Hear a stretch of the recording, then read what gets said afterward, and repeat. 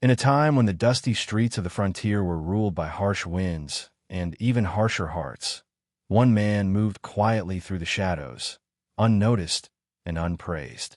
Each night, when the town's lamps dimmed and the cold seeped into every corner, he slipped out with nothing but a worn sack and a heart heavier than most.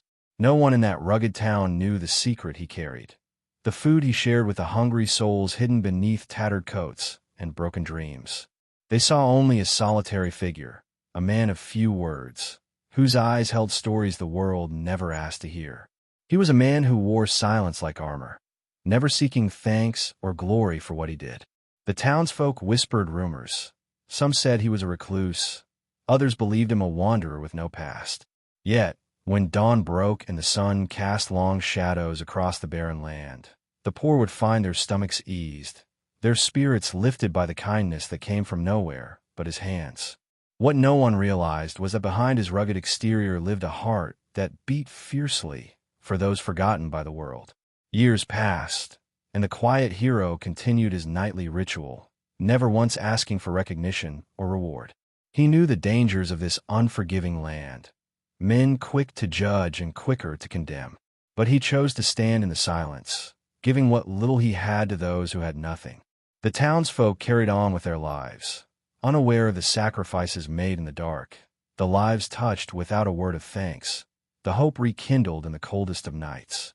Then, the day came when he left this world, as quietly as he had lived. The town buried him with little fanfare, a forgotten figure in a forgotten corner. But as twilight fell on that solemn day, something extraordinary happened. One by one, torches were lit outside his grave. At first, a handful, then dozens, and soon thousands gathered, carrying flames that flickered against the night, a silent tribute to the man who had fed their souls when no one else would.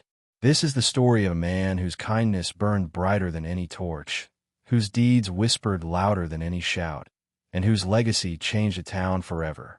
Stay with us as we uncover the life of the man nobody knew, the silent giver of the Old West.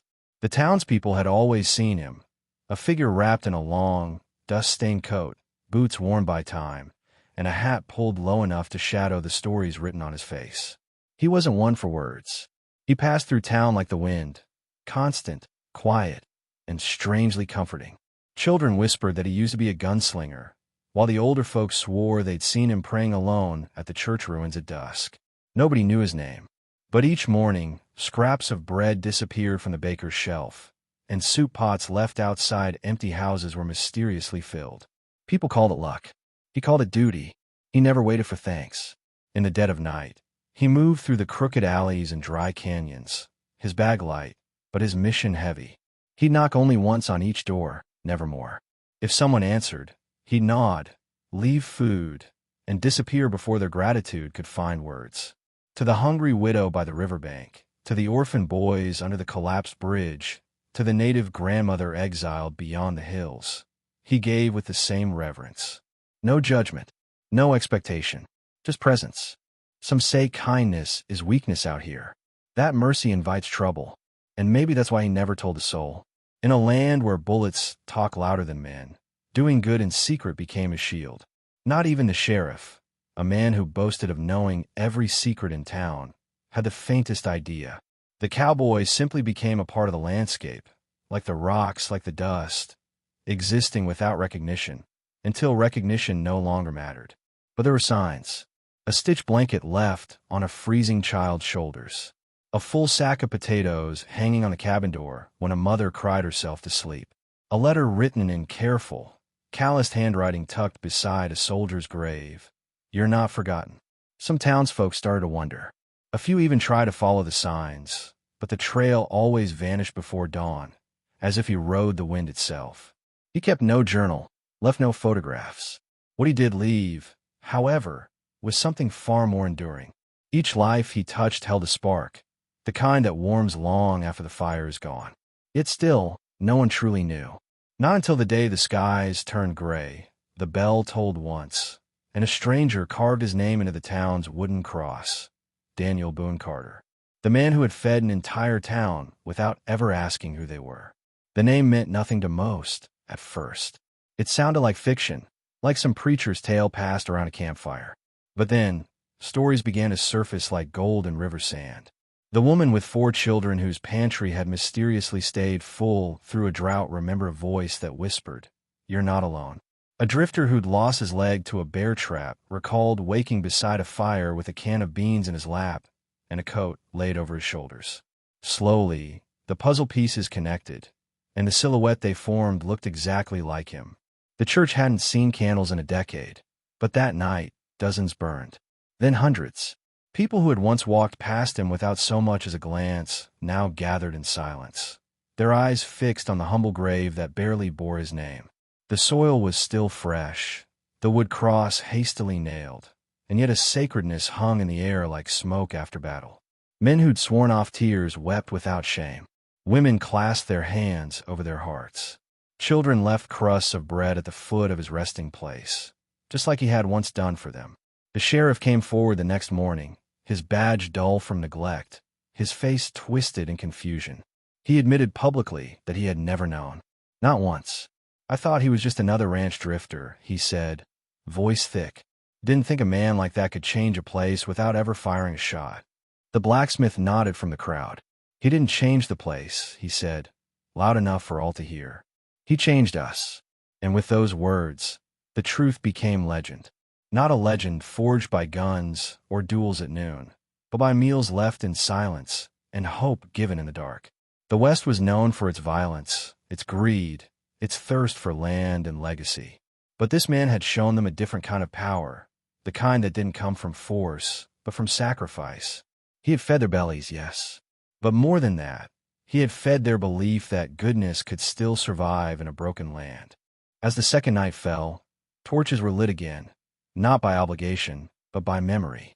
Entire families walked barefoot up the hill where he was buried, flames in hand and stories on their lips.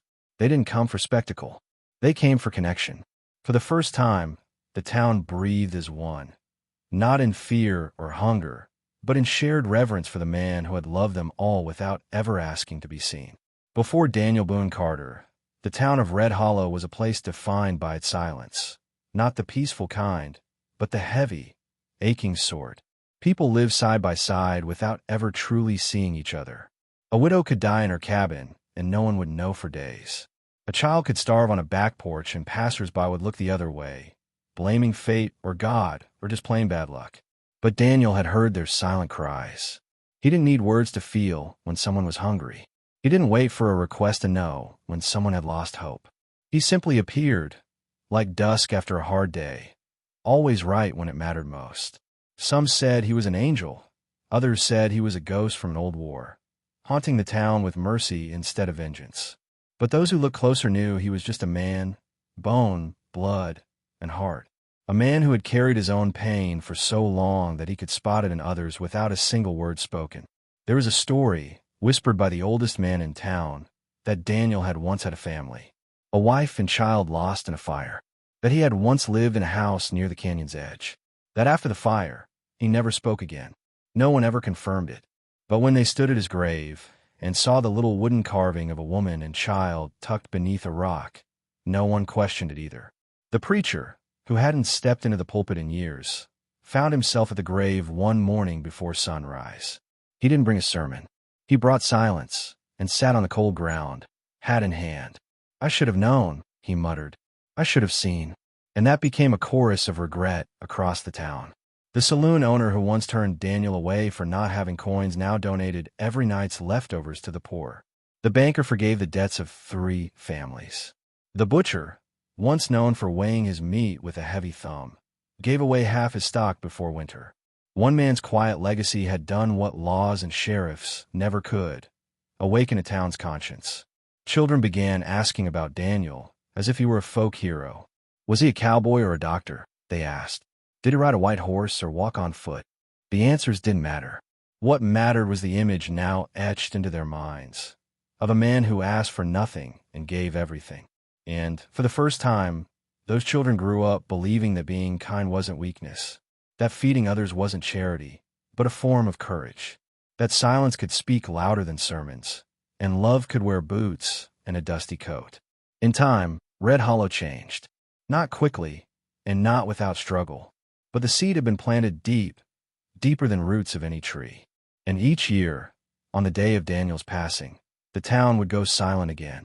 No saloon music, no cattle driven through the square, just the soft crackle of torches lighting the path to his grave. Not because they had to, but because, somehow, they all understood that he had seen them when no one else did. And now, they finally saw him. There was something almost sacred about the way he had lived. Not loud, not grand, but steady. Like the heartbeat of the desert, subtle but vital. He had no wealth, yet gave as though he owned the world. No badge, but brought more justice than the law. He didn't wear a cross around his neck, but every step he took was a prayer in motion. Some said he was the last of a dying breed. Others believed he was the first of a new one. Whatever he was, Daniel Boone Carter had become the mirror in which every man, woman, and child now saw themselves more clearly. The general store, once run by greed and hard bargains, now had a corner shelf labeled Daniel's Shelf. On it sat bread, dried meat, water, and warm gloves, free for anyone who needed them. No questions, no shame, read the hand-carved sign. One day, a girl no older than 7 left a small note in the box. I took a pair of gloves. When I'm big, I'll bring 2. That single note traveled across the town like wildfire, not burning, but healing. People began offering what they had, even when they had little. It was as if Daniel's spirit had taught them that real riches were measured not in coin, but in compassion. A drifter came through town one evening, hungry and half-frozen, expecting the usual cold stares. Instead, he was offered soup and a seat near the fire. "Why?" he asked. "You don't even know me." The old bartender, who had once refused to serve Daniel, just smiled and said, "We're at Danieltown now. You don't need to be known to be seen." The drifter stayed 3 days, and before leaving, he left behind his only possession, a harmonica, on Daniel's grave. He didn't say a word. He just nodded and walked away. More strangers came. Some had heard stories. Others came by accident, but all left with the same sense that something invisible but powerful lingered in that place. They said the wind was softer there, that horses didn't spook as easily, that even the coyotes kept their distance from Daniel's grave. People who had never believed in miracles began reconsidering, not because the dead rose or the sick were cured, but because an entire town had remembered how to love. By the 5th year after his death, Red Hollow was no longer just a town on a map. It was a story whispered on trails, a name passed between travelers. "Go there," they'd say. "There's still goodness in Red Hollow." And though the buildings aged and generations passed, the fire never dimmed. Because every time someone lit a torch in the dark, every time bread was given with no strings attached, Daniel Boone Carter lived again, not in flesh, but in flame. As the years rolled on, Daniel's story became more than just a tale. It became a compass. Whenever conflict rose in Red Hollow, folks would ask, "What would Daniel do?" And the answer was never shouted. It came in quiet gestures. A dispute settled over shared coffee instead of drawn pistols. A stubborn neighbor forgiven without a word. The Old West had taught them survival through grit and gunpowder, but Daniel had taught them something even tougher: grace. It wasn't the kind that came easy. It had to be chosen every day, especially when pride begged for the louder path. Not everyone believed in the legend. Outsiders occasionally mocked the town for worshiping a poor ranch ghost. But even those skeptics, after staying a few days, often left quieter than they arrived. One man, a bitter journalist from New York, came to write a mocking column about Torchtown. But after breaking a tooth on a piece of stale jerky, an old woman gave him her last apple and told him Daniel's story by the fire. The next morning, he wept alone at the grave, then left without ever publishing a word. He never explained why. Daniel's influence didn't end with the kind or the broken. It reached even the hardened. There was a man named Clay Parsons, once feared as the most ruthless land baron this side of the Pecos. He owned half the valley, crushed debts with interest sharper than a blade, and smiled only when someone else was suffering.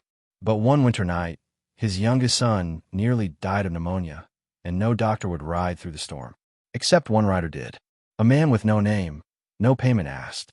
He left warm broth, a wool blanket, and a letter. Forgiveness begins where pride ends. The handwriting matched a note left years ago in Clay's own barn. Clay never collected another debt. He started a school. There was no statue of Daniel Boone Carter, no holiday in his name. But the school that Clay Parsons built bore a plaque over its entrance, to the man who showed us how to give in silence. Inside, children were taught more than letters and numbers. They were taught legacy.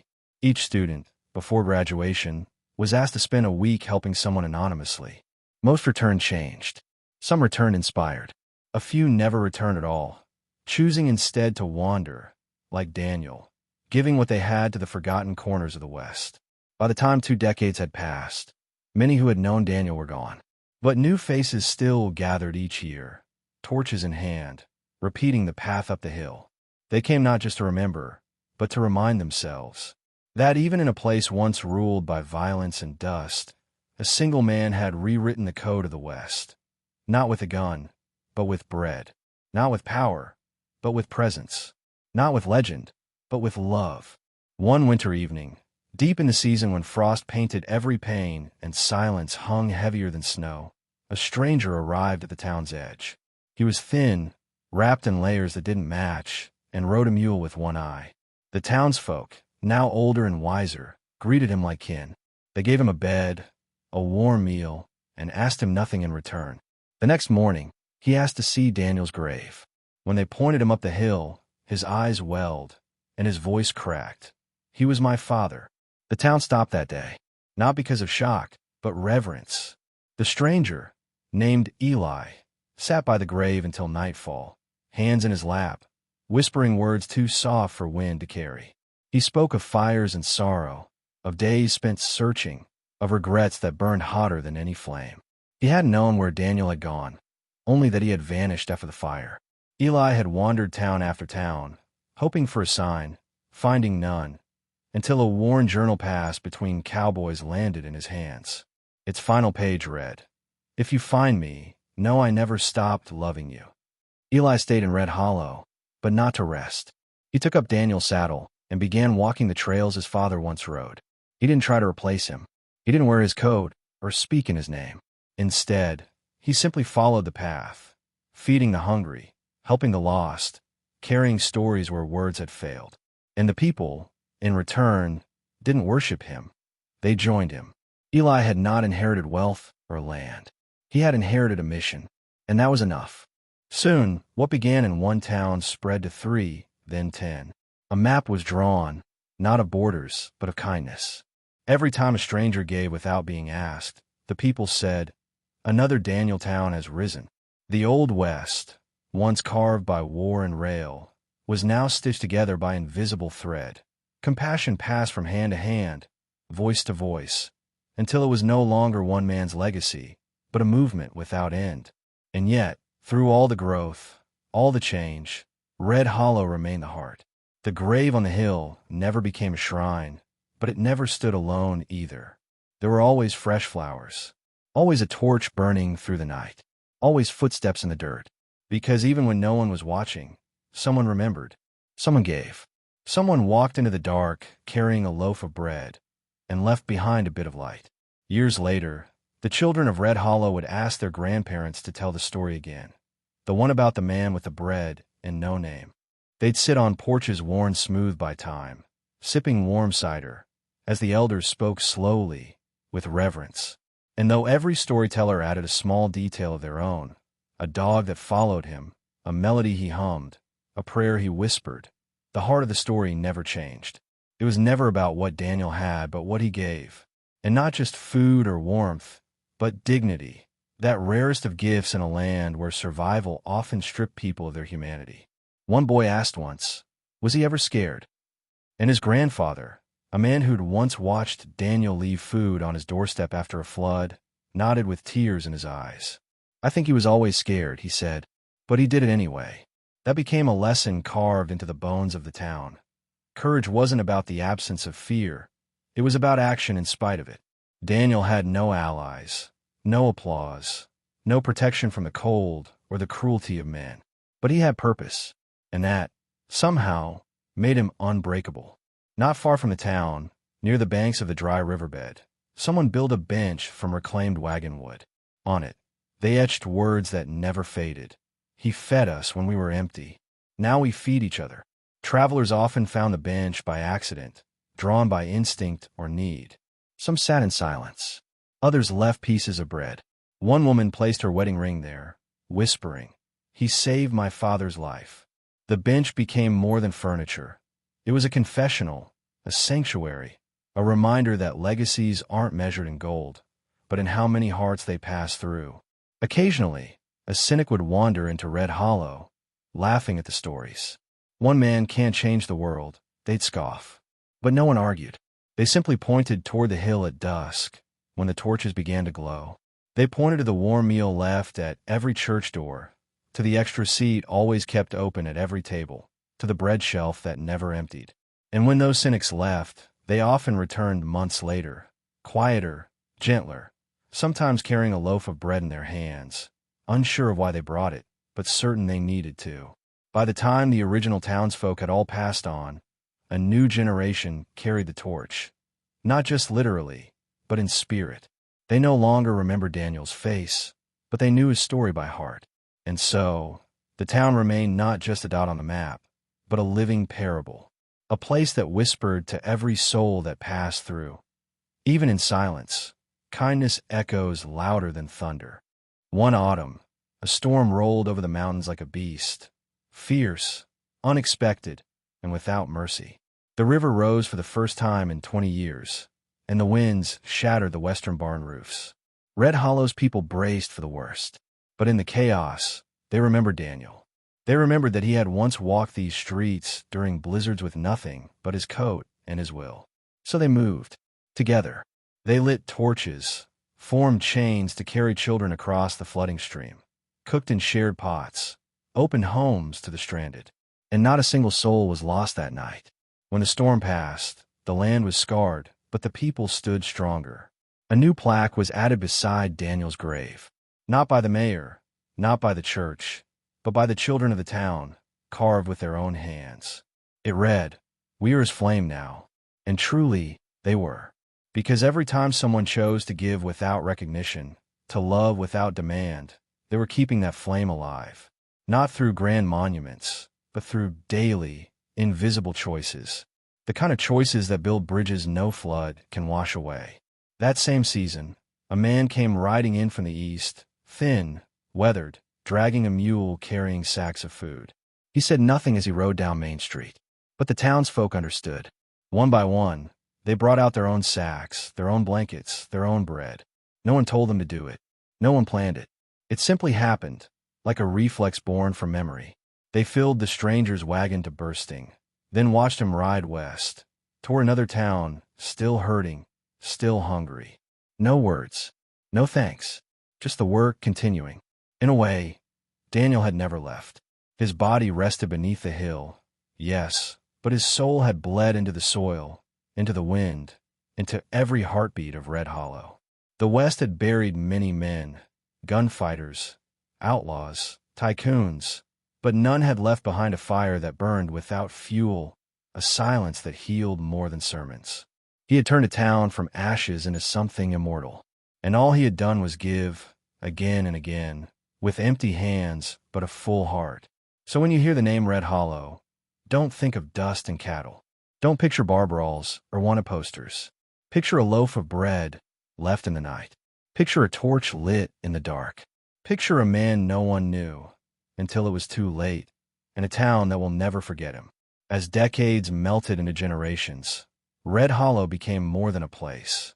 It became a legend carried by firelight. Travelers came not to seek gold, but to understand the soil where a man once gave everything without asking for anything. They'd stand before his grave and feel something stir in their chest, an ache, a warmth, a conviction. Many couldn't explain it, but they left changed. It was as if Daniel's presence, though unseen, still walked the dirt paths and leaned against the doorframes of the humble homes, whispering, "See them, feed them, be there." A historian once came, pen in hand, eager to document facts. She found names, dates, a few artifacts, but none of it captured the essence. Frustrated, she sat beside the old school and asked a child, "What did Daniel really do?" The boy, maybe 8 or 9, blinked and smiled. He reminded everyone that we're not alone. That line became the opening of her book, and though it sold poorly in the cities, it became a sacred text across the territories. Cowboys carried it in their saddlebags. Widows read it by lantern light. In mining towns and border camps, pages of it were torn and passed along like scripture. Not every place that tried to mimic Red Hollow succeeded. Some towns lit torches without lighting their hearts. They built shelves of bread that were never touched. But the ones that listened, that truly heard the silence Daniel had filled with love, became different. These were the quiet towns, whispered about in frontier saloons, where strangers were fed before they were questioned, and children were taught stories of bread, not bullets. In those places, the West was no longer wild. It was wide, open, and quietly sacred. One elder from Red Hollow, nearing the end of his days, was asked what he remembered most about Daniel. His eyes fogged with time, but his voice was sure. He didn't change the world, he said, but he gave the world permission to change itself. That quote was etched into the new bell that hung in the church tower, a bell that rang not for Sunday sermons, but whenever someone performed an act of kindness in secret. On some days, it rang so often that the town began to mark time by its sound. And still, beneath that modest cross on the hill, Daniel Boone Carter rested. No marble, no statue, just the earth, the wind, and a flame that had never once gone out. His grave became less a monument and more a heartbeat, pulsing gently beneath the boots of those who walked the path he once did. And with every loaf of bread passed from one hand to another, his story lived again, not as myth, but as memory made real. In the 50th year after Daniel's death, something extraordinary happened. A massive storm broke across the valley, and the river overflowed its banks with a fury not seen in a century. Red Hollow, older now and built on stronger ground, faced the flood head-on. But this time, help came from beyond the mountains. One by one, townspeople from distant places where Daniel's story had once passed like wind, arrived with wagons of supplies, horses loaded with grain, and hearts ready to rebuild. No invitation had been sent. They just came, because kindness, once planted, always finds its way back. The townsfolk wept, not from fear but from awe. They had spent years giving quietly, never asking anything in return. And now, that love had returned to them, multiplied across miles and strangers' faces. Red Hollow didn't just survive that storm. It bloomed. New homes were built, not for profit, but for people. A new orphanage stood near the edge of town, called Daniel's Porch, with rocking chairs for children to sit and listen to stories. And above its door, in bold letters, "If you feel forgotten, come here. You are not." That year, on the Day of Remembrance, the torch procession stretched for miles. Elders, children, travelers, even those who had never met Daniel, walked the trail in silence. As the flames lit the dusk, no one spoke. There were no speeches, only presence, just as he had lived it. And when the final torch reached his grave, a child no older than 5 stepped forward and placed a piece of bread on the soil. She whispered, "This is for someone else," just like he did. In that moment, everything Daniel had ever hoped for came full circle, not because of recognition or glory, but because a seed planted in grief had grown into a forest of compassion. The Old West, for all its violence and dust, had birthed something gentle, strong, and everlasting. Something rooted not in who had the most, but in who gave the most, quietly, faithfully, and with love. Daniel Boone Carter never asked to be remembered, but Red Hollow did more than remember.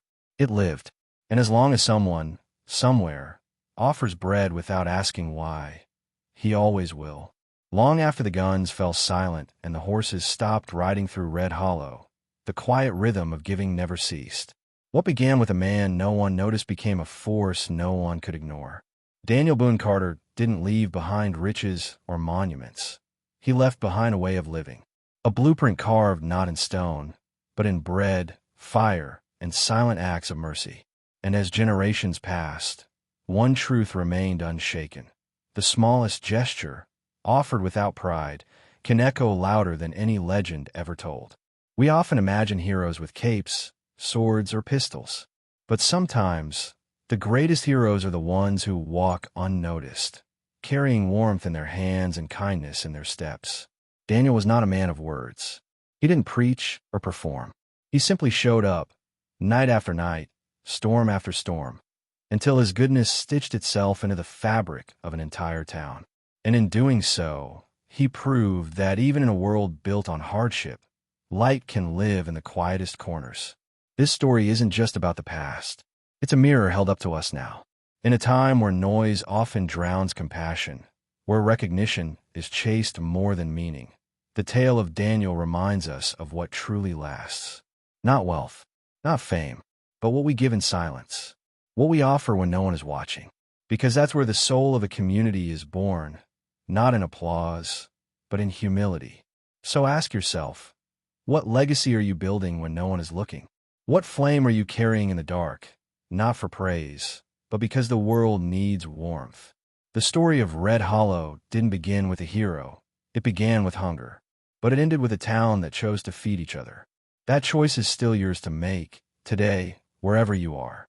A loaf of bread, a silent gift, a torch lit not in your name, but in hope. And if this story moved something inside you, if it reminded you of the kind of person you want to be, then don't let it stop here. Subscribe to the channel so more stories like this can reach others. Like the video if it lit a fire in your heart. And share in the comments, what would you leave behind, not to be remembered, but to help someone feel less alone? Your words might be the torch someone else needs tonight.